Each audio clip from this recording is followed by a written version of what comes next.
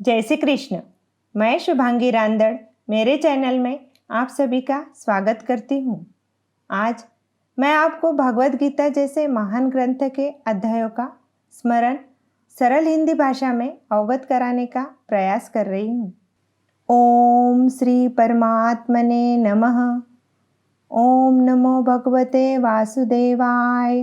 15वां अध्याय पुरुषोत्तम योग।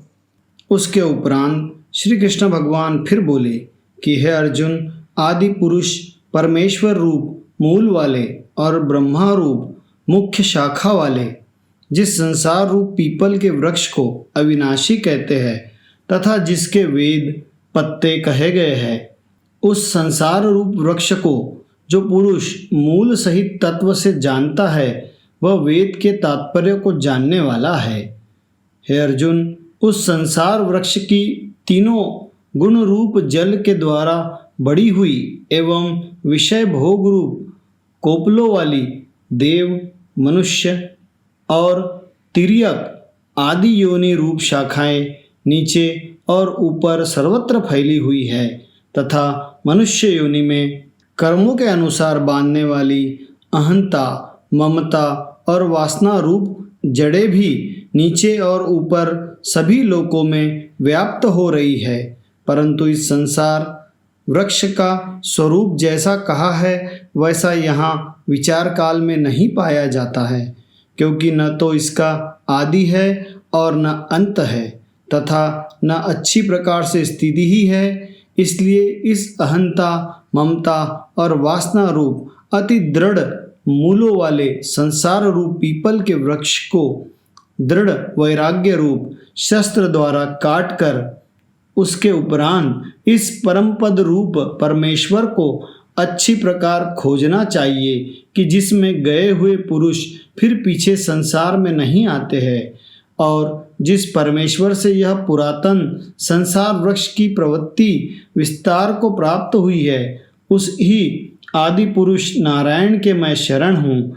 इस प्रकार दृढ़ निश्चय करके नष्ट हो गया है मान और मोह जिनका तथा जीत लिया है आसक्ति रूप दोष जिनने और परमात्मा के स्वरूप में है निरंतर स्थिति जिनकी तथा अच्छी प्रकार से नष्ट हो गई है कामना जिनकी, ऐसे वे सुख दुख नामक द्वंद्वों से विमुक्त हुए ज्ञानी जन उस अविनाशी परम पद को प्राप्त होते हैं। उस स्वयं प्रकाश में परम पद को न सूर्य प्रकाशित कर सकता है, न चंद्रमा और न अग्नि ही प्रकाशित कर सकता है तथा जिस परम पद को प्राप्त होकर मनुष्य पीछे संसार में नहीं आते हैं, वही मेरा परम धाम है। हे अर्जुन, इस देह में यह जीवात्मा मेरा ही सनातन अंश है और वही इन त्रिगुणमयी माया में स्थित हुई मन सहित पांचों इंद्रियों को आकर्षण करता है।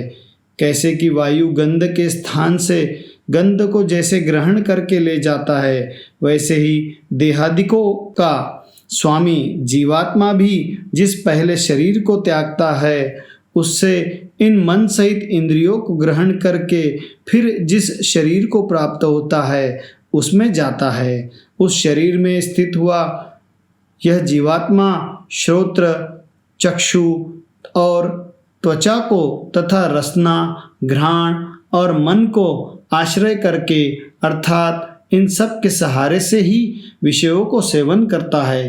परंतु शरीर छोड़कर जाते हुए को अथवा शरीर में स्थित हुए को और विषयों को भोगते हुए को तथा तीनों गुणों से युक्त हुए को भी अज्ञानी जन नहीं जानते हैं।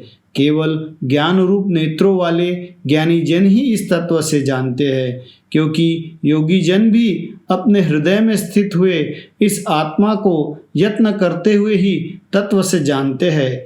और जिन्होंने अपने अंतकरण को शुद्ध नहीं किया है, ऐसे अज्ञानी जन तो यत्न करते हुए भी इस आत्मा को नहीं जानते हैं। हे अर्जुन, जो तेज सूर्य में स्थित हुआ संपूर्ण जगत को प्रकाशित करता है तथा जो तेज चंद्रमा में स्थित है और जो तेज अग्नि में स्थित है, उसको तू मेरा ही तेज जान। और मैं ही पृथ्वी में प्रवेश करके अपनी शक्ति से सब भूतों को धारण करता हूँ और रस स्वरूप अर्थात अमृतमय चंद्रमा होकर संपूर्ण औषधियों को अर्थात वनस्पतियों को पुष्ट करता हूँ तथा मैं ही सब प्राणियों के शरीर में स्थित हुआ वैश्वानर अग्निरूप होकर प्राण और अपमान से युक्त हुआ 4 प्रकार के अन्न को पचाता हूँ और मैं ही सब प्राणियों के हृदय में अंतर्यामी रूप से स्थित हूँ तथा मेरे से ही स्मृति ज्ञान और अपोहन होता है और सब वेदों द्वारा मैं ही जानने के योग्य हूँ और वेदांत का कर्ता और वेदों को जानने वाला भी मैं ही हूँ। हे अर्जुन, इस संसार में नाशवान और अविनाशी भी यह 2 प्रकार के पुरुष है। उनमें संपूर्ण भूत प्राणियों के शरीर तो नाशवान और जीवात्मा अविनाशी कहा जाता है तथा उन दोनों से उत्तम पुरुष तो अन्य ही है कि जो तीनों लोकों में प्रवेश करके सबका धारण पोषण करता है एवं अविनाशी परमेश्वर और परमात्मा ऐसे कहा गया है क्योंकि मैं नाशवान जड़ वर्ग क्षेत्र से तो सर्वथा अतीत हूँ और माया में स्थित अविनाशी जीवात्मा से भी उत्तम हूँ। इसलिए लोक में और वेद में भी पुरुषोत्तम नाम से प्रसिद्ध हूँ।